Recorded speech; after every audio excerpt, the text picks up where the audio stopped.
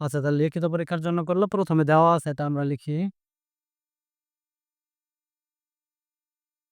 দেওয়া আছে x plus 1/x equal to √5।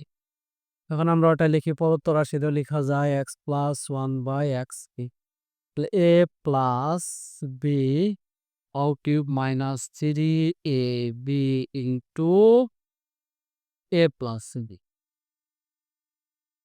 এখানে এইটুকুর মান কত? √5। √5 তার উপরে কিউব দিলাম -3, এটা কাটা, এটা হচ্ছে কত? √5। তাহলে এটাকে যদি করি তাহলে আমাদের কত আসে? ওইভাবে আর বিস্তারিতভাবে লিখলাম না, যেহেতু এটা টেকনিকে করেছিলাম। তাহলে 5√5 -3√5। তাহলে 5 থেকে 3 বাদ দিলে 2 আর √5 একটা থাকবে। এই যে 2√5, এটা হচ্ছে বিস্তারিত লিখিত পরীক্ষার জন্য আসলে এইভাবেই করবে। ভিডিওটি কেমন লাগে অবশ্যই জানাতে ভুলবেন না। শেষ পর্যন্ত না দেখে কেউ কমেন্টস করবেন না। সবাইকে অসংখ্য ধন্যবাদ। আজকের মতো এখানে শেষ করছি। আল্লাহ হাফেজ।